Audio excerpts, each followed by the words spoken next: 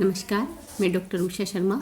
आज हम हिंदी भाषा में व्याख्यान के अंतर्गत भाषा परिवर्तन के विभिन्न सिद्धांतों पर चर्चा करते हैं। यह सर्वमान्य तथ्य है कि परिवर्तन की प्रक्रिया निरंतर घटित होती रहती है। सृष्टि का स्वभाव ही परिवर्तनशील है। संस्कृत के विद्वान भर्तृहरि ने लिखा है कि परिवर्तनशील संसारे मृतः को वा न जायते, अर्थात संसार परिवर्तनशील है। मनुष्य का जन्म और उसकी मृत्यु परिवर्तन की इसी स्थिति से गुजरते हैं। स्पष्ट है कि परिवर्तन सृष्टि का नियम है। हाँ, यह अवश्य है कि परिवर्तन की प्रक्रिया कभी आकस्मिक हो जाती है और कभी धीरे धीरे घटित होती है। किंतु आकस्मिक परिवर्तन हमेशा विद्रोह को जन्म देता है, किंतु भाषा का जो परिवर्तन होता है वह अत्यंत धीरे धीरे घटित होता है। उसका ज्ञान भी हमें नहीं हो पाता। भाषा भी मनुष्य की तरह ही परिवर्तनशील है। परिवर्तन का स्वरूप जो है उसे हम इस रूप में देख सकते हैं। भाषा के अंतर्गत जो परिवर्तन होता है वह बहुत समय के बाद ज्ञात होता है, और यह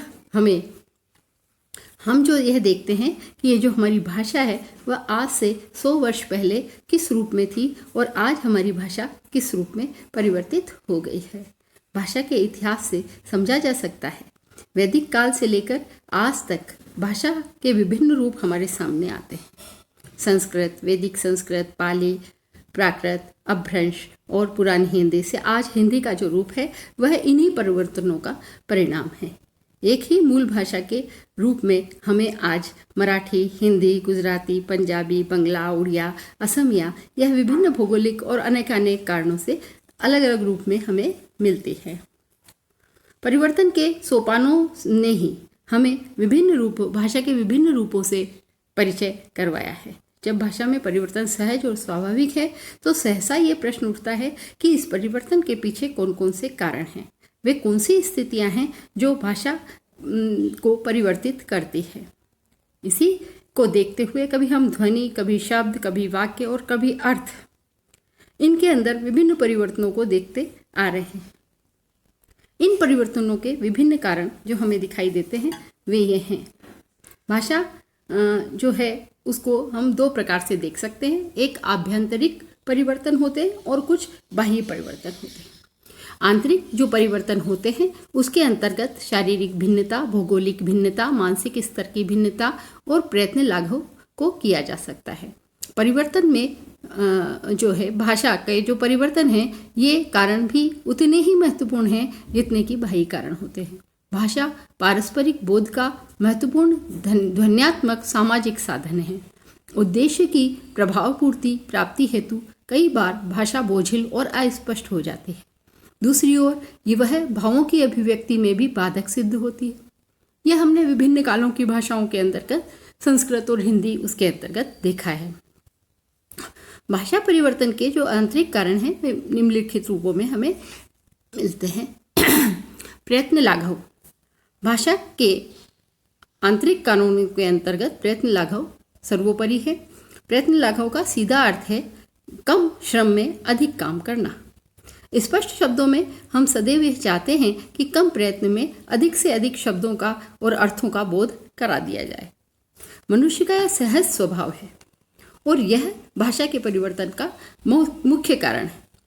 इसके माध्यम से मनुष्य की कामना रहती है कि वह बड़े बड़े शब्द की अपेक्षा छोटे छोटे शब्दों का उपयोग करे। इसी के लिए इसी को हम इस रूप में देख सकते हैं, जैसे कि टेलीफोन है लेकिन हम फोन कहते हैं, टेलीविज़न है लेकिन हम टीवी कह देते हैं, रेलवे ट्रेन को हम ट्रेन कह देते हैं, या एरोप्लेन को प्लेन, समाचार पत्रों को पत्रिकाएं, बहुत सारे ऐसे शब्द हमें मिलेंगे जिनको, और आजकल तो आप देखिए कि अंग्रेजी की जो शॉर्ट फॉर्म आ गई है वो पहला अक्षर से टीवी, क्या कहते हैं, MB, KB, है ना। ये सारी चीज़ें इतने ज़्यादा अधिक शब्द हो गए हैं जिनको अत्यंत छोटे रूपों के अंतर्गत बोलना प्रारंभ हो गया है। ये प्रयत्न लाघव का ही रूप है जो हमें श्रम से बचाकर अपने अर्थों को स्पष्ट कर देते हैं। प्रयत्न लाघव की भी विभिन्न क्रियाएं हैं जिन्हें हम इन रूपों के अंतर्गत देख सकते हैं। आगम, लोप, विकार, है ना, आदि आदि के अंदर। तो पहला हम देखते हैं आगम के रूप में, जिसके अंदर हमें दिखाई देगा कभी कभी ऐसा होता है कि शब्द में ऐसे संयुक्त अक्षर आ जाते हैं जिनका उच्चारण कठिनाई से होता है। ऐसी स्थिति में किसी नए स्वर की सहायता से उसका उच्चारण सुविधाजनक मालूम पड़ता है। शब्द में आई हुई जो नई ध्वनियाँ हैं उनको आगम कहते हैं। आगम स्वर और व्यंजन दोनों का हो सकता है। स्थान भेद से आगम में भी 3 रूप होते हैं, आदि, मध्य और अंत। ऊपर चढ़ने में सीढ़ियों का, आहत पैर से चलने में वैसाखी का और कमजोर आदमी के खड़े होने में किसी कंधे का जो सहारा होता है, उस वही उपयोग शब्द के आरंभ से में प्रयुक्त स्वर के अंतर्गत होता है। कहने का तात्पर्य है कि आगम वह विधि है जिससे किसी स्थान व स्वर या व्यंजनों के अंतर्गत जो प्रारंभ, मध्य और अंत के अंतर्गत स्वरों का या व्यंजनों का आगम हो जाता है। जिस प्रकार से उदाहरणार्थ स्कूल, स्खलित, स्तुति, स्त्री, स्थायी, स्थिर, इन शब्द के अंदर हमने देखा कि एक ई या अ ध्वनिया जो है वो आ जाती है। स्कूल, अस्तुति, स्त्री, है ना, अस्थायी, अस्थिर, ये सारे शब्द जो हैं ये आ गए। इन शब्दों में आगम स्वर का हुआ है। वहीं हम ये भी देख सकते हैं मध्य के अंदर, जैसे कर्म, धर्म, है ना, कर्म का कर्म, धर्म का धर्म, चर्म का चरम, है ना, गर्म का गरम, इस प्रकार से ये मध्य की ध्वनियाँ जो है वो आगम हो गई है। वहीं कहीं कहीं जिस प्रकार से हम देखते हैं व्यंजनों का भी होता है, जैसे शराब का शराब, श्राप होता है ना, श्राप का शराब हो गया। इस प्रकार से जो कई ध्वनियाँ बीच में आ जाती है, कई बार प्रारंभ में और मध्य में आती रहती है। दूसरा हम इसके अंदर देखें लोप। जब 2 संयुक्त ध्वनियों के मध्य जो उच्चारण है उसमें कठिनाई होती है और उच्चारण की सुविधा के लिए उनमें एक का लोप कर दिया जाता है। तात्पर्य है कि संयुक्त ध्वनियों में से एक ध्वनि को उच्चारण न करके उसका लोप कर देते हैं, जिसे कि श्रेष्ठ है सेठ, स्थूल का थल, दुग्ध का दूध, धृत का घी, ज्येष्ठ का जेठ, ये जो है लोप की उदाहरण है। विकार, उच्चारण की सुविधा के लिए कई बार क्या होता है, एक ध्वनि दूसरी ध्वनि में बदल जाती है और उसे विकार कहते हैं। विकार के कारण भी भाषा में परिवर्तन होते हैं, जैसे मेघ का मेह, कृष्ण का कान्हा, कान, स्तन का थन आदि इस प्रकार के ही विकार हैं। विपर्य, विपर्य का अर्थ है उलट जाना। जब एक शब्द के अंतर्गत वर्णों का क्रम उलट दिया जाए तो उसे विपर्य कहा जाता है। ये भाषा की परिवर्तनशीलता को जन्म देता है। निश्चय है कि विपर्य मुख सुख के कारण ऐसा किया जाता है। जैसे हम सुनते हैं कि पहले जो हिंसा शब्द है उसका सिंह नाम था, क्योंकि सिंह से बना हुआ शब्द है, तो सिंह से हिंस से हिंसा शब्द बन गया। जैसे आदमी का कई जगह आमदी बोल दिया है, डूबने का बूढ़ना हो गया, चक्कू का कच्चू हो गया। इस प्रकार के शब्द जो उलट पुलट कर बोले जाते हैं उसे विपर्य। समीकरण, जब 2 ध्वनियाँ हैं वह पास रहने से एक सी हो जाती है तो उसे समीकरण कहते हैं।